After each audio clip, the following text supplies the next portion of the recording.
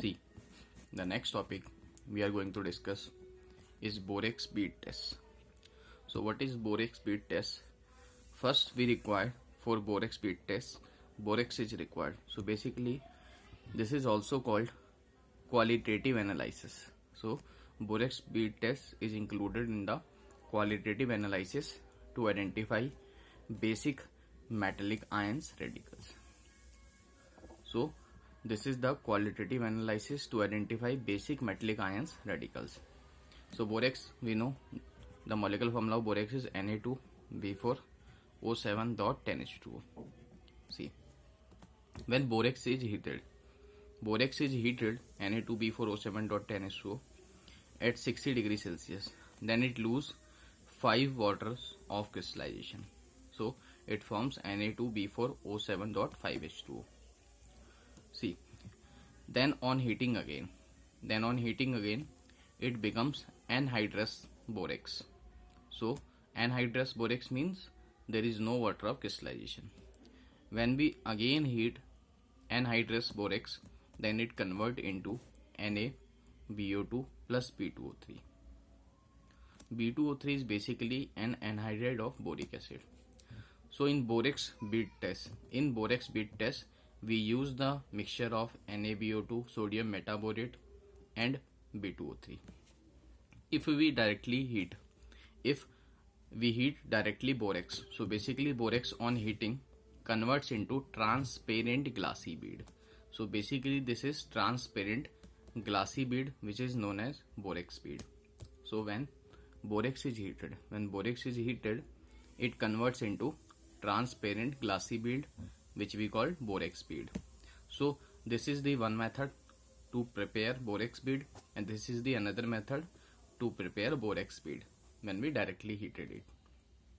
Now we will see the borax bead test. See, so in borax bead test, what we require? In borax bead test, basically we require a mixture of sodium metaborate and B2O3, and different oxides gives different color. For example, when we use copper oxide with sodium metaborate and B2O3 on heating, it gives CuBO2 twice. So basically this is called borate of copper. So this complex which is formed CuBO2 twice is called borate of copper and color is blue. So basically the color is due to formation of borate of the metal. So this blue color is due to the formation of borate of copper. So color is always due to the formation of borate of the metal. So when copper oxide reacts with sodium metaborate with B2O3 glassy bead, then it gives copper CuBO twice which is borate of copper and blue in color.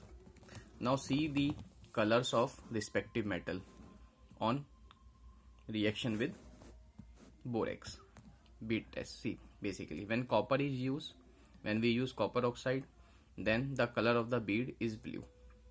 When we use cobalt oxide, then the color of the bead is blue again. So for copper and cobalt, color of the bead is blue. But when we use iron, then color of the bead is green. When we use nickel, then color of the bead is brown. And when we use chromium, then color of the bead is green. So basically copper and cobalt has blue color. So bead color in case of copper and cobalt is blue, while in case of iron and chromium the color of bead is green, and only different in the case of nickel which is brown. So respective metal oxide, for example copper oxide reacts with NaBO2 plus B2O3 in the same way. Cobalt oxide will react with NaBO2 plus B2O3 in the same way. Iron oxide reacts with NaBO2 plus B2O3. So all will form borate of metal. So all will form borate of the metal, and color is due to the formation of borate of metal. And always remember the color. Now we will discuss the another compound of boron. See, the another compound of boron is basically we called orthoboric acid. So the compound name is orthoboric acid. Another name of this compound is boric acid, and the molecular formula is S3BO3. or we can say BOH thrice. See, first we will see the preparation of boric acid. So boric acid is prepared by acidic hydrolysis of borax. It means borax is added with acid, and hydrolysis means reaction with water. So when we react borax with acid in presence of water, because hydrolysis, so it gives boric acid. So first preparation is acidic hydrolysis of borax. We know the formula of borax is Na2B4O7. When it reacts with acid and on hydrolysis, it gives boric acid and byproduct as NaCl. Now see the another method for the preparation of boric acid. See the another method again. When boron halide on reaction with water. So basically by hydrolysis of boron halide means when boron halide react with water, it forms boric acid. See the reaction. For example, BCl3. This is boron halide. When reacts with water, it forms boric acid with HCl. And it is also like borax, it is also white crystalline solid. So it is also white crystalline solid. Now we will discuss the structure of boric acid. See, basically the structure of boric acid in solid state it contains BOH thrice units which are bonded through hydrogen bonds. So basically in solid state it contains BOH thrice units. So these units are present in the solid state, and these units are bonded through hydrogen bond. So this is one unit. In the same way another unit. So basically these units are bonded through hydrogen bonds. So in solid state it contains BOH thrice units which are bonded through hydrogen bond. We can see the structure. For example, we can see that this is one BOH thrice. So this is one BOH thrice unit. This is one unit of BOH thrice, and we can see that BOH. So basically these are bonded together by hydrogen bonding. So hydrogen bonding is present. Therefore we can say BOH thrice units. These units are bonded by hydrogen bond. Now we will discuss the acidic character of boric acid. See, we know boric acid, which is H3BO3, is a weak acid. Also we can say it is weak monobasic acid. So it is weak monobasic acid. See, we may think that H3BO3 will dissociate into 3H plus and BO3 minus. So according to this we can see 3H plus ion, it means tribasic. But this is wrong. It is not a protic acid. Boric acid is not a protic acid. It means it do not lose its proton.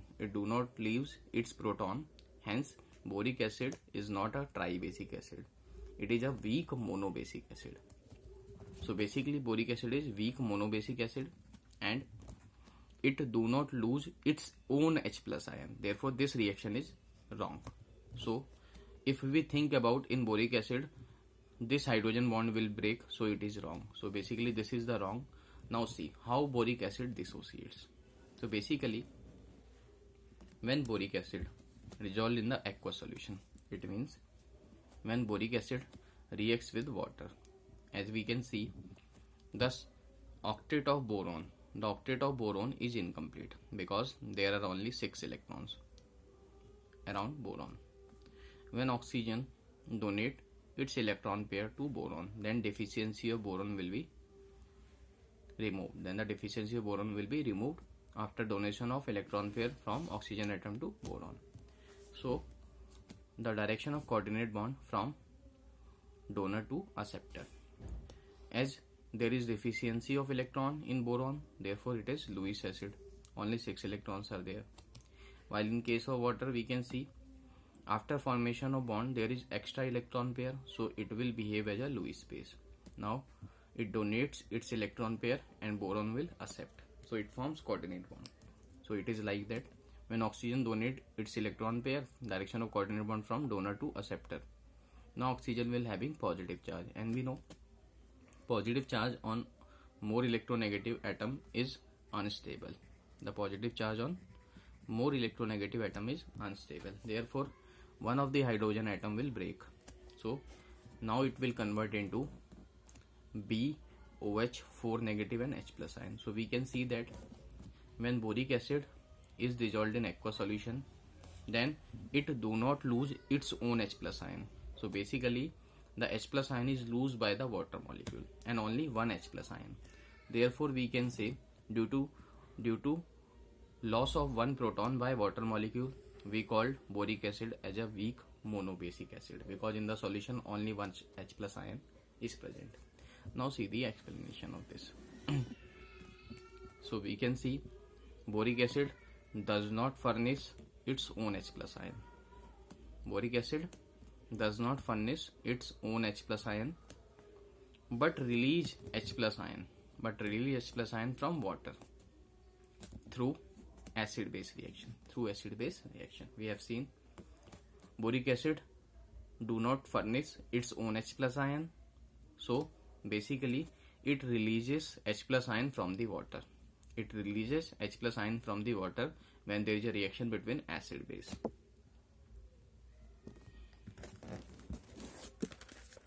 Now we can see when boric acid is heated.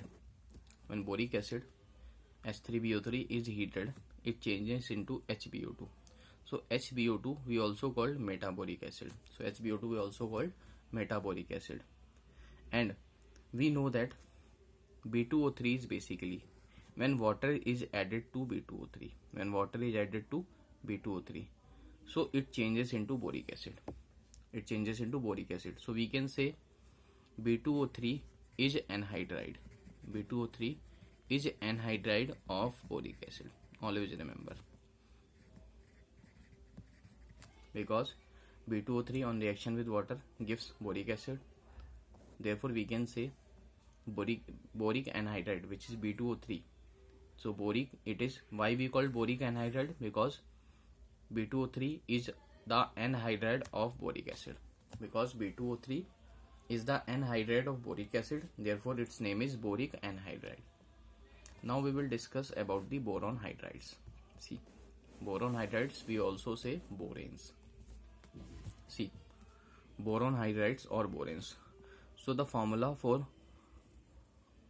boranes are basically BnHn+4. Also we can say BnHn+6. For example, when we put n equal to 2, then it is B2S6. The compound we call diborane. So these are the general molecular formula for the boranes or boron hydride. Now we will discuss the preparation of boron hydrides. See, the preparation of boron hydride. So first preparation of boron hydride is by when we react BF3 with lithium aluminium hydride. We know lithium aluminium hydride is a strong reducing agent. Why it is a strong reducing agent? Because LiAlH4 will break into Li plus and AlH4 negative ion. So basically AlH4 minus is a good hydride donor. So AlH4 minus is a good hydride donor. Therefore it is a good reducing agent or a strong reducing agent. So when we have to prepare the diborane, so preparation of diborane is when we add BF3 with lithium aluminium hydride. So it forms diborane along with lithium fluoride and aluminium fluoride as byproduct. And we remember that AlF3 is basically an ionic compound. So this is an ionic compound, while AlCl3, AlBr3 and AlI3 are covalent compounds. Now we will discuss about the laboratory preparation of diborane. See, the laboratory preparation of diborane. Basically, in the laboratory, diborane is prepared when sodium borohydride reacts with iodine. When sodium borohydride reacts with iodine, it forms diborane with NaI and H2 gas release. We know that sodium borohydride is a mild reducing agent. So, sodium borohydride is a mild reducing agent, while lithium aluminum hydride is a strong reducing agent. Now see the industrial method. Industrial method for the preparation of diborane. See the industrial method for the preparation of diborane. Basically, in industrial method for the preparation of diborane, again BF3 is heated with sodium hydride. So basically, when BF3 reacts with sodium hydride at temperature of 450, so we can say when BF3 is heated with sodium hydride, it forms diborane with NaF. See, as we know, covalency of boron is 3. As the covalency of boron is 3, because the number of unpaired electrons in the boron in the valence shell is 2s2 2p1. So basically, as the covalency of boron is 3, it should form hydride of type Bs3. It should form hydride of type Bs3, but it is not so. See what happens. Basically, we can see in case of boron, around boron there are 6 electrons. Therefore, Bs3 acts as a Lewis acid. So there are 6 electrons across boron. Therefore, Bs3 will act as a Lewis acid. We can see in case of BF3. In case of BF3, also there are how many electrons? 6 electrons. And there is also a vacant orbital present at the boron. So, with lone pair of fluorine, because on fluorine there are a lone pair of electrons, and orbital containing lone pair of electron is basically 2p orbital, and boron vacant orbital is also 2p orbital. So, due to similar size and energy, there is overlapping and they form back bonding. So, Lewis acid character decreases due to back bonding. See, while in the case of BS3, electron deficiency is overcome. By forming a dimer. So basically, 2 BS3 units are joined together and complete the electron deficiency by forming a compound we call B2S6 diborane. Because in case of BS3, there is no vacant p orbital in hydrogen. So basically, in hydrogen there is no vacant orbital, so back bonding is not possible. In case of BS3, there is no lone pair of electron on hydrogen atom, therefore back bonding is not possible. So electron deficiency cannot be completed through back bonding, as there is no lone pair of electron on hydrogen atom. So basically, deficiency of boron is completed by forming a dimer in this case. Now see the explanation. Basically, what happens? Due to non-availability of filled p orbitals in hydrogen, because there is no lone pair of electron on the hydrogen atom. So we can say, due to non-availability of filled p orbital in hydrogen, back bonding is not possible. So in case of BS3, back bonding is not possible. Therefore, the electron deficiency of boron in BS3 cannot be reduced. While in the case of BF3, we have seen, in case of BF3 there is possibility of back bonding due to lone pair of electron present in the orbital of fluorine. So basically, due to lone pair on fluorine atom, there is overlapping and back bonding possible. So electron deficiency completed by back bonding. While in case of BS3, there is no lone pair on hydrogen atom, therefore electron deficiency is not completed by back bonding. So we can say, therefore the electron deficiency of boron in BS3 cannot be reduced as in BF3. So BS3 is electron deficient, and to reduce electron deficiency, it forms a dimer. So 2 BS3 units join together in order to remove electron deficiency, and it forms a compound diborane. See the structure of diborane. This is one BH3 unit, and this is another BH3 unit. So there is bridge bond formation. There is bridge bond formation between the two BH3 units. So these two BH3 units are joined together by this bridge bond and this bridge bond. So basically these bonds we call bridge bonds. The bonds which join the two BH3 units we call bridge bond. And this bond is also called 3-center 2-electron bond. We will discuss in detail. And the bonds which are solid form are called terminal boron hydrogen bond. So this BH, this BH, this BH and this BH we call terminal boron hydrogen bonds, and these bonds are 2-center 2-electron bond. So basically in case of B2S6 there are two types of bond present. One is 2-center and only 2 electrons are involved. We call 2-center 2-electron bond. Also we call terminal bond. While two BH3 units are joined together by bridge bond. So basically the dash bond we call bridge bond, and this bond is basically 3-center and only 2 electrons are involved. So bridge bond we call 3-center 2-electron bond. Also we call banana bond because the structure is similar to banana. Now see the formation of 3-center 2-electron bond, how it forms. We know basically central atom is boron. So we know general electronic configuration of boron. So its valence shell electronic configuration we know boron is 1s2, 2s2, 2p1.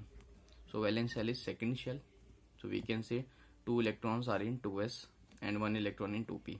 So this is the ground state of boron. Now boron excite its electron.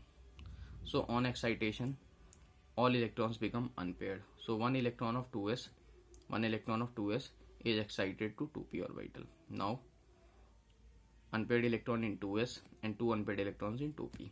So basically these 4 orbitals 1 2s and 3 2p, as we know in hybridization orbitals containing lone pair of electron, paired electron and unpaired electron and also vacant orbital all can participate in hybridization according to hybridization rule. So basically in hybridization orbital containing electron pair and orbital containing unpaired electron and also vacant orbital all can participate in hybridization. So basically after excitation there are 3 orbitals which contains unpaired electron and 1 is vacant orbital in 2p. All will undergo hybridization. So basically on hybridization it forms 1 2 3 4 hybrid orbital, therefore it forms sp3 hybrid orbital. So basically how many sp3 hybrid orbitals? 4 for each boron atom. For each boron atom there are 4 sp3 hybrid orbital, and in 3 sp3 hybrid orbital there is unpaired electron, while the fourth sp3 hybrid orbital is vacant. Now we can see as there are unpaired electron, hydrogen, because B2S6 therefore hydrogen also electronic configuration 1s1.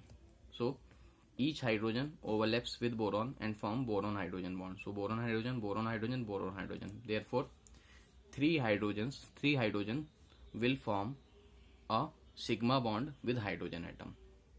For each boron atom there are 3 hydrogen atom will form sigma bond. Now we can see there are 2 boron and boron with 4 sp3 hybrid orbital. This is 1 2 3 4 sp3 hybrid orbital. Also for another boron 1 2 3 4 sp3 hybrid orbital. Out of 4, 3 hybrid orbital having unpaired electron. See this unpaired electron, this unpaired electron and this unpaired electron. For same boron 1 1 2 and 3. So basically we can see if this orbital contains unpaired electron, then there is bonding between boron and hydrogen. We call 2 centers, 1 center of boron and 1 for hydrogen. So this we call 2 center 2 electron bond. Now again this is also boron and hydrogen, so 2 centers and 2 electrons are there. We call 2 center 2 electron bond. Again see in this case again boron hydrogen 2 centers and 2 electrons, so 2 tensor 2 electron bond. Now again see boron and hydrogen, again 2 centers and 2 electrons, therefore 2 center 2 electron bond. So there are 4 two center, which we also call terminal bonds, and 2 centers are involved. So we call 2 center and 2 electron bonds, or also called terminal bonds. So in this case we can see, there is one boron which do not have unpaired electron, and also there is one boron which do not have unpaired electron. Now we can see when hydrogen comes for the formation of bond. So when hydrogen comes, formation of bond, so basically there is only one electron. There is one electron of boron, while this boron do not have electron. And again, because one boron is containing 0 unpaired electron, one orbital is having no unpaired electron, So hydrogen contain one unpaired electron and this boron contain one unpaired electron. So basically how many electrons are there? 2 electrons. But centers are how many there? 1, 2, 3. Therefore we call 3 center 2 electron bond. Again, one boron is again vacant, while hydrogen contain 1 electron and only one boron will contain. So out of these 2 orbitals, one boron will contain electron. So again 3 atoms are there, boron, hydrogen, boron. So there is again 3 centers and 2 electrons. So basically how many 3 center 2 electron bonds are there? 1 and 2. So 2 3 center 2 electron bonds are there, which we call banana bond, because this bond will form above the plane and this bond will form below the plane, while this bond, boron, hydrogen, terminal bonds are lie in the plane. Now see, so in this case we can see that the bond form BH, so these bonds are called terminal bonds or 2 center. These are 2 center and 2 electron bonds. So basically this bond we call 2 center 2 electron bond, while this bond which is looking like banana we call banana bond. Also we can say hydrogen. So basically there are 3 centers and only 2 electrons are involved, because one of the boron sp3 hybrid orbital is vacant. In also this one of the boron sp3 hybrid orbital is vacant. Therefore 3 center and 2 electron. So we call 3 center 2 electron bond, also called bridge bond. So basically we can say each boron atom in B2S6 is sp3 hybridized. Each boron atom in B2S6 is sp3 hybridized. So out of 4 sp3 hybridized orbital, one of the sp3 hybrid orbital is vacant and another 3 contains 1 electron each. So basically 2 sp3 hybrid orbital forming terminal bonds of each boron atom. So we can say 2 sp3 hybrid orbital when overlaps with hydrogen, they form normal 2 center 2 electron bond, making overall 4 bonds of this type. We can see 1, 2, 3, 4. So 4 bonds are of 2 center 2 electron. See, to form a bridge bond, the sp3 hybrid orbital overlaps with a 1s orbital of hydrogen atom. Like we can see that this is the sp3 hybrid orbital of boron which overlaps with 1s orbital of hydrogen to form bridge bond. So basically to form bridge bond, the sp3 hybrid orbital overlaps with 1s orbital of hydrogen atom to form a delocalized orbital containing 2 electrons. So this bond we call bridge bond. So basically bridge bond is formed between 3 atoms. We also say boron, hydrogen, boron, 3 center and contain 2 electron. Therefore this bond is called 3 center 2 electron bond. This bond we call 3 center 2 electron bond. And also to minimize the repulsion, the delocalized orbital move away in the shape of banana. Therefore this bond is known banana bond. So basically this shape is basically why, as we can see, the shape of banana is due to overcome the repulsion. To minimize the repulsion, the shape of this bridge bond becomes the shape of banana bond. To overcome the repulsion, to minimize the repulsion, the delocalized orbital move away and bend in the shape of banana. Therefore this bond is called banana bond. So basically we have studied in diborane there are two types of bonds. So basically 4 bonds formed by boron hydrogen are 2 center 2 electron bond, while 2 bonds formed by boron hydrogen boron are 3 center 2 electron bonds, which we also called banana bond or bridge bond. See, to minimize the repulsion, the delocalized orbital move away and bend in the form of banana. Therefore, to minimize the repulsion, the shape of bridge bond becomes like the shape of banana. Therefore, this bond we call banana bond. So we can say this boron, hydrogen and boron. This bond is basically 3 center and only 2 electrons are involved. So this bond is called 3 center 2 electron bond. Also we call bridge bond, because to minimize the repulsion, the bond comes away from the plane and this form comes above the plane and below the plane and looks like the form of banana. Therefore we call this bond as banana bond. So we can see that there are 3 center 2 electron bonds, while 4 2 center 2 electron bonds we call terminal bonds. And we can see this boron, this hydrogen, this hydrogen, and this hydrogen and this hydrogen. So basically 3 atoms this and 3 atoms this one. These 6 atoms lie in the same plane. So we can say these all 6 atoms lying in the same plane. So there are 3 center 2 electron bond, also called banana bond, while there are 4 this boron hydrogen, this boron hydrogen, this boron hydrogen and this boron hydrogen. So basically there are 4 2 center 2 electron bonds, we also call terminal bond, and all the 6 atoms lie in the same plane. And we can also see the habitation of each boron atom is sp3, and we can see the bond length. The bond length of boron hydrogen in case of bridge bond is 134, while the bond length in case of terminal bond BH is 119 picometer, as we know, because this bond is basically above the plane and below the plane. So basically this bond is weaker, hence bond length is high.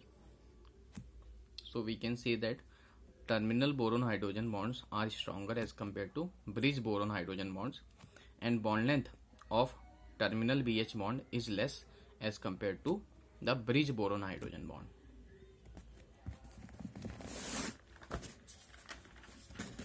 Now we will discuss the reactions of diborane. So first we are going to discuss the reaction of diborane B2S6 with ammonia.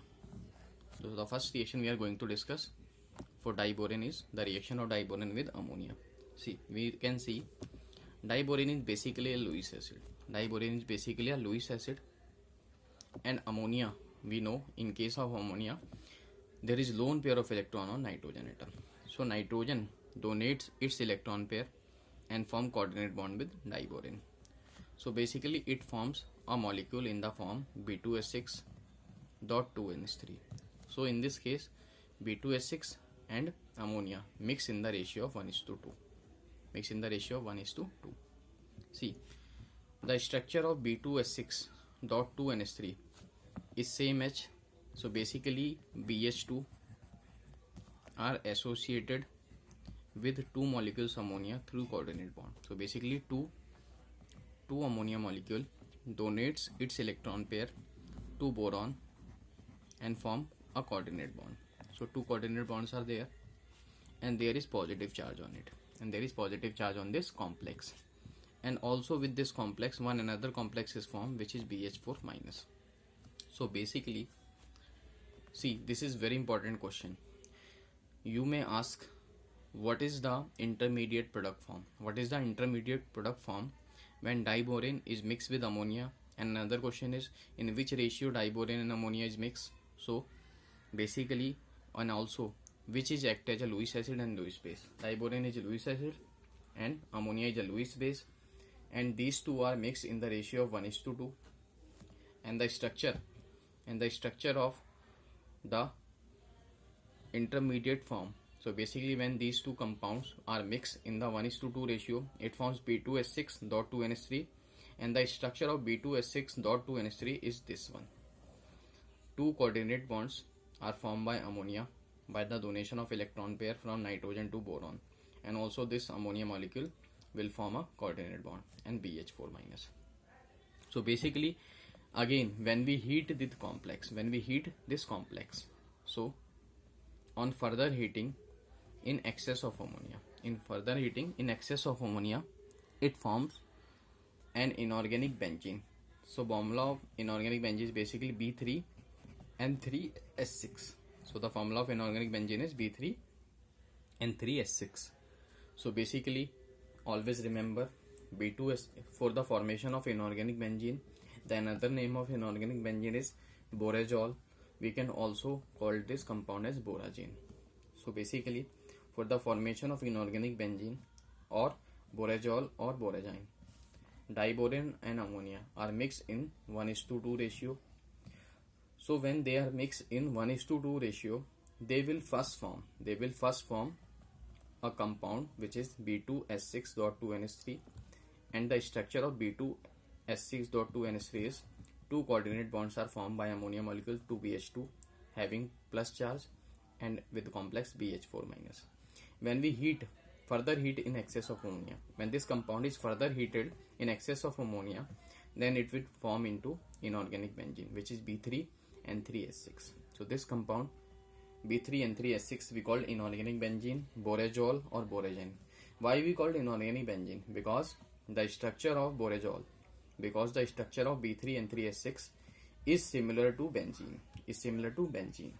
Now compare the structure of borazole inorganic benzene. See, basically we can see in benzene there are 6 carbon atoms.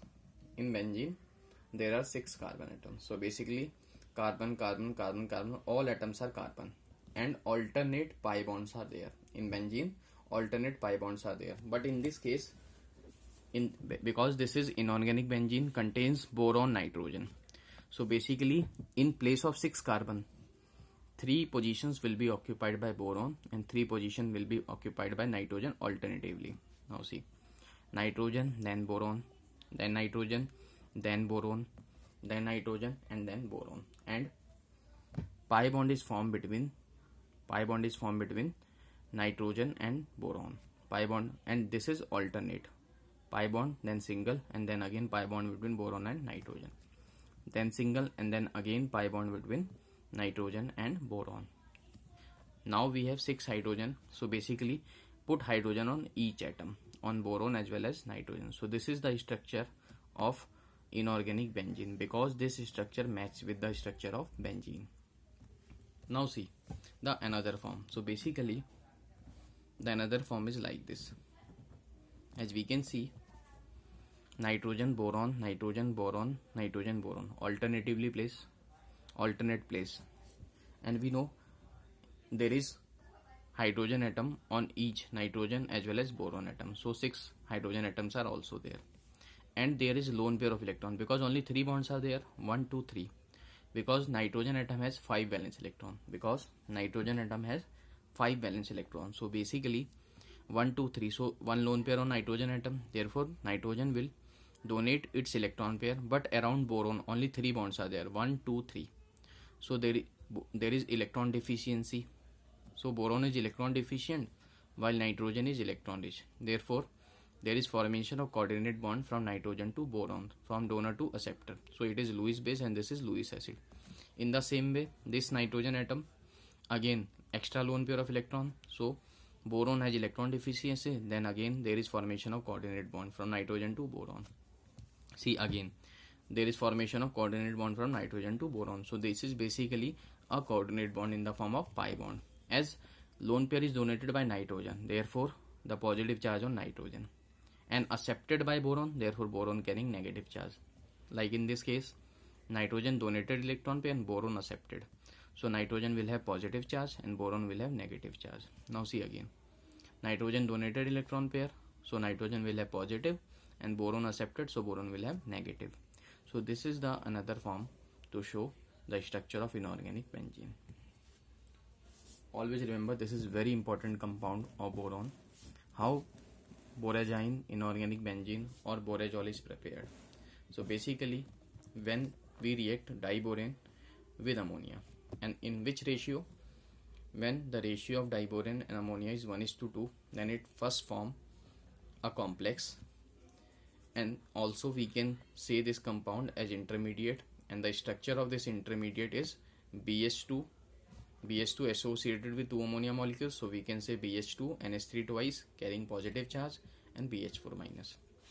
When we further heat this complex in excess of ammonia, then it forms inorganic benzene, which is B3N3S6.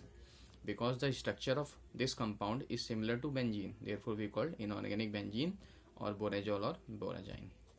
And we have seen that there is alternate pi bond between boron nitrogen, and boron nitrogen also plays alternate, boron then nitrogen then boron, and there is pi bond between boron nitrogen, then single, then pi, then single, then. So basically the structure is similar to benzene, and 6 hydrogen atoms on each atom. Now we will discuss the compounds of aluminium. See, the next topic is aluminium and its compounds.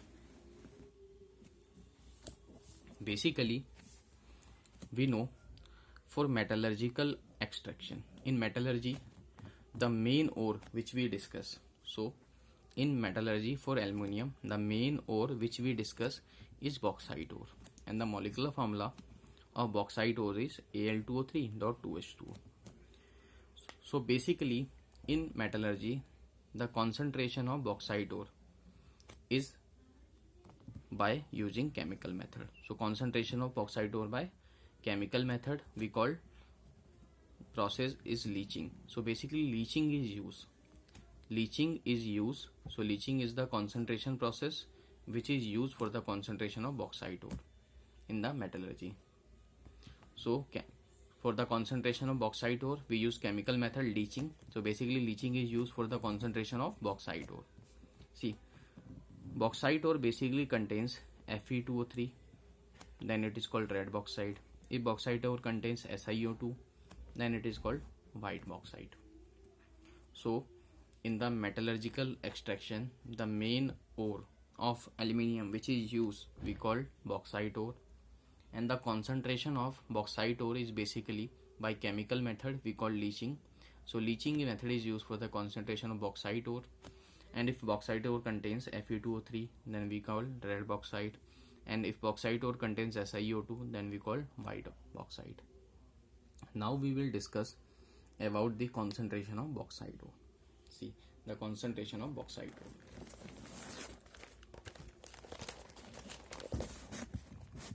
So basically we are going to discuss about the concentration of bauxite ore.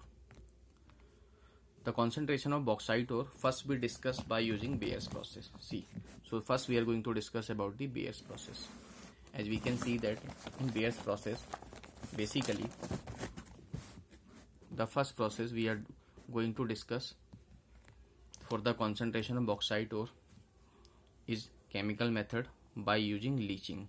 Leaching method we also call Bayer's process. So leaching method we also call Bayer's process, which is used for the concentration of bauxite ore.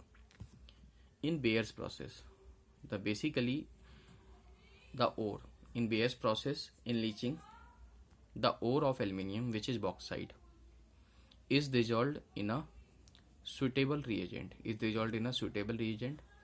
And the suitable reagent used in this process, Bayer's process leaching, is NaOH. So basically when bauxite ore is mixed with suitable solvent like NaOH, so digest this mixture of bauxite with NaOH for near about 10 to 12 hours. So impurities will left behind, and it forms the compound, and it forms a compound NaAlO2 which is soluble. Then water is extracted with water. So basically when this compound sodium metaaluminate, this compound we call NaAlO2 is sodium metaaluminate. When this compound is extracted with water, then it forms the PPT of AlOH thrice. Then it forms a PPT of aluminium hydroxide, which on further heating gives Al2O3. Al2O3, which is pure and dry alumina, So first method we have discussed for the concentration of bauxite ore, and the name of process is leaching. Also we can say this process Bayes process. In Bayes process, basically bauxite ore, which is Al2O3.2H2O, is dissolved in NaOH in suitable reagent, which is NaOH, and this mixture is digested for 10 to 12 hours. This mixture is digested, the mixture of bauxite with NaOH digested for 10 to 12 hours. Then impurities will left behind, and it forms a soluble complex, and it forms a soluble compound, which is sodium metaluminate, NaAlO2. Then this soluble compound is extracted with water. Then it forms a PPT of aluminium hydroxide. So when this PPT of aluminium hydroxide is heated, then it forms Al2O3 in pure form. So it is pure and dry alumina. So first method we have discussed for the concentration of bauxite ore by using a chemical method called leaching. Now we will discuss. So basically, when the main impurity is Fe2O3, which is red bauxite, when the main impurity is Fe2O3, which we call red bauxite. So when Fe2O3 is present as main impurity, then we use two methods. So first method, when impurity is Fe2O3, we have discussed, that is leaching Bayes process. The second method, when the main impurity is Fe2O3, we discuss about the Hall's process. So the next process is Hall's process. See, basically in Hall's process what happens? See, as we know, Al2O3 is in impure form. So the bauxite Al2O3 is in the impure form. When Al2O3 is mixed with sodium carbonate, Na2CO3, and the mixture is fused, and the mixture of Al2O3 and Na2CO3 in Hall's process are fused, then again it forms a compound sodium metaluminate, NaAlO2, which is water soluble. Then again, when it is extracted with water, so it forms aluminium hydroxide.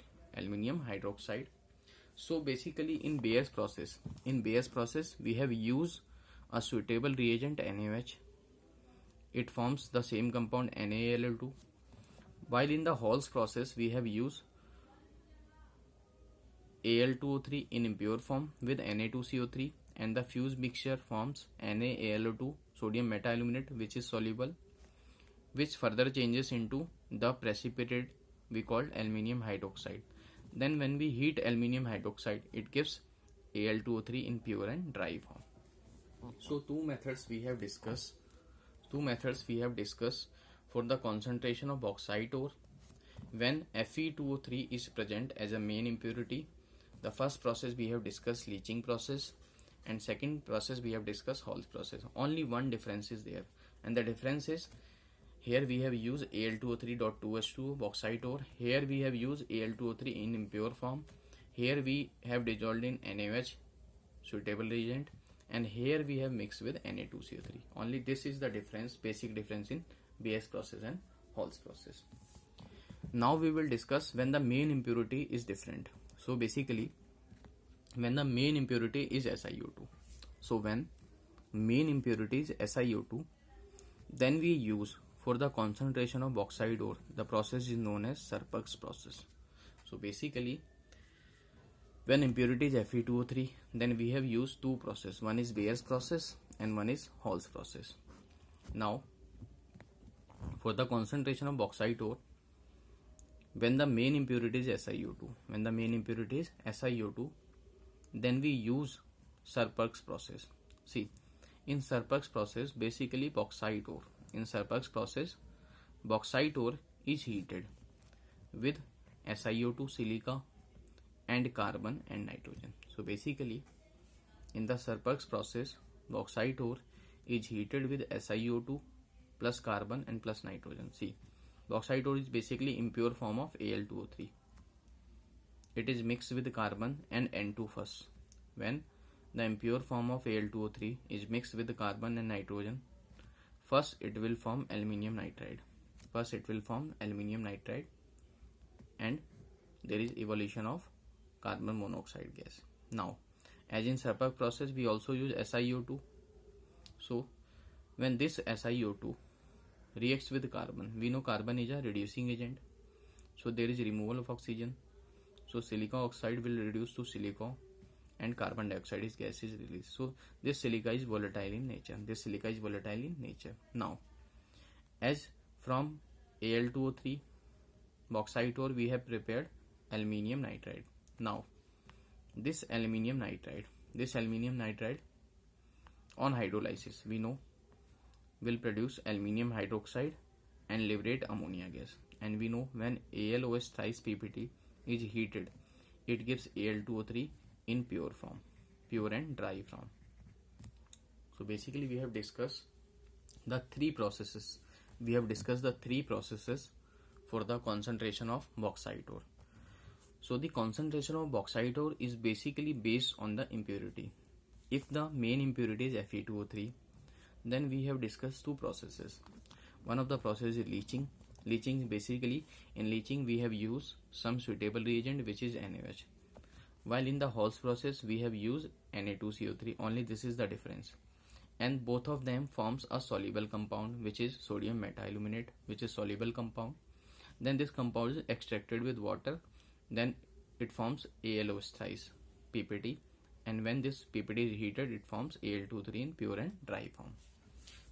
While in this Serpak's process, we use this process for the concentration of bauxite ore when the main impurity is SiO2. So basically in this method, bauxite ore is heated with SiO2 plus carbon and nitrogen. First, the impure form of ore, which is bauxite, Al2O3, mixed with carbon and nitrogen. First it forms aluminium nitride with carbon monoxide.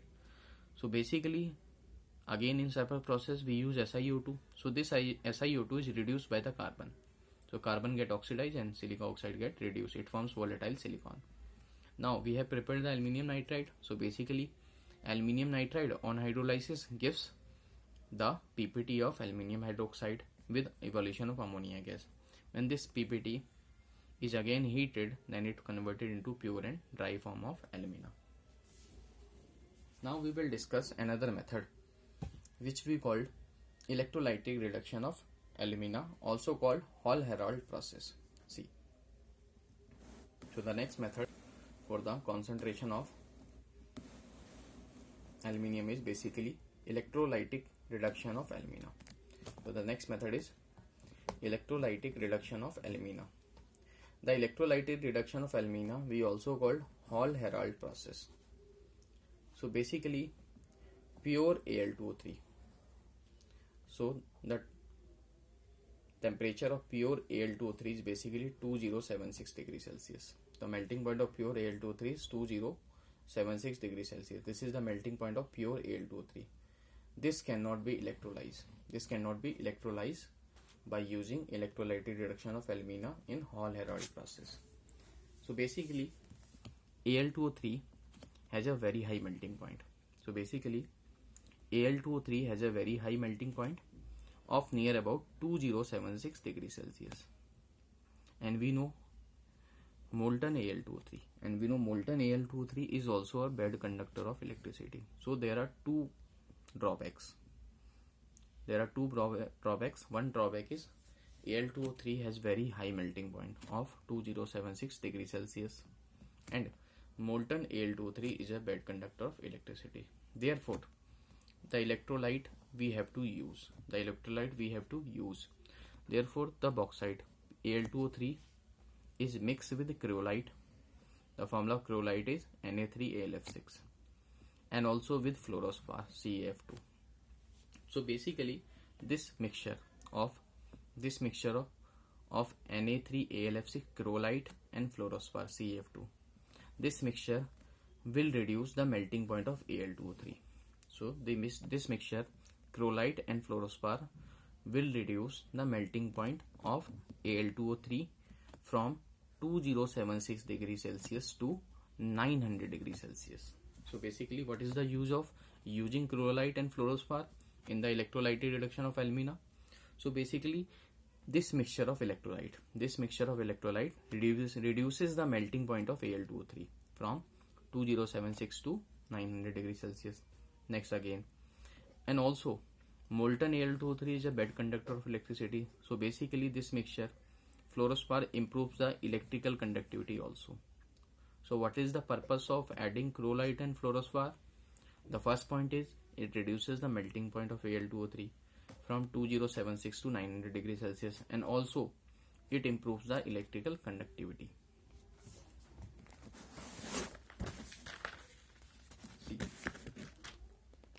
So basically electrolysis takes place and we have used cathode and anode in the electrolytic cell. So basically this line we have shown in the figure we called cathode. So basically cathode is line with carbon atom. So cathode is basically the line with carbon atom as shown in the figure, and this is graphite anode. So cathode is of carbon and anode is of graphite. And now we have provided the electricity. As we know, anode is positively charged terminal and cathode is negatively charged terminal. So basically we have prepared the solution, and this solution contains molten Al2O3 plus chloride Na3LF6 and fluorospar. So basically the purpose of addition of chloride and fluorospar is to reduce the melting point, and second, to increase the electrical conductivity. So basically in the electrolytic cell we know anode is positively charged terminal and cathode is negatively charged terminal. So basically cathode is negatively charged, anode is positively charged, and the anode terminal is dipped in a solution of molten Al2O3 with chloride and fluorospar. Now we can see at cathode, we know at cathode there is reduction. So at cathode there is a reduction reaction takes place, and we have aluminium 3 positive ion in Al2O3. So basically Al3 plus ion will gain 3 electrons because at cathode there is reduction and deposit in the form of aluminium. So basically the pure aluminium metal is obtained from here. From this point pure aluminium metal is obtained. Now see the reaction at anode. So basically at anode the product obtained is, because O2 oxide ion will change into oxide ion. So basically at anode oxide ion O2 minus will change into oxygen gas by the loss of 2 electron. So at anode the product obtained is oxygen gas. So basically we know anode is made up of graphite. So this oxygen gas evolved at anode. So basically loss of electron occurs at anode. So this oxygen gas is evolved at anode, and the anode is made up of graphite. Graphite is also carbon. So basically this oxygen gas evolved at anode will combines with carbon and produces CO2 gas. So as we can see, when oxygen reacts with carbon means anode will be consumed. Because the carbon graphite of anode is used in the formation of CO2. So during electrolysis there is need to replace the anode terminal. So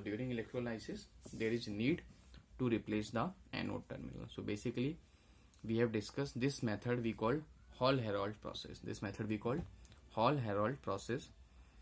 So in Hall-Héroult process we use graphite, which is made up of carbon, at anode, and we know anode in the electrolytic cell is positively charged terminal, and we have used cathode, which is negatively charged terminal, and we know cathode is made up of carbon also. So basically cathode is also made up of carbon.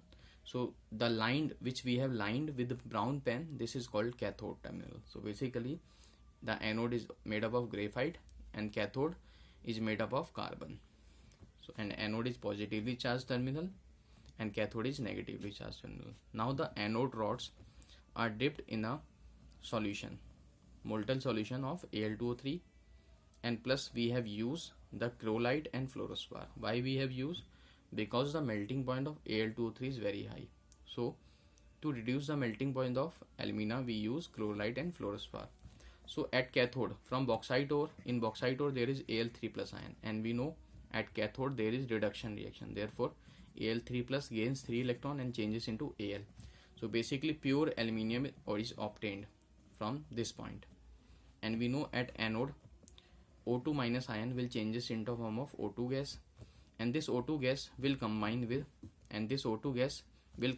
with the carbon of anode, because anode is made up of graphite. So this O2 gas released at anode will combine with carbon and form CO2 gas. So basically the carbon graphite of anode will be consumed during electrolysis. Therefore we need to replace the graphite anode from time to time. So this is all about the Hall-Héroult process.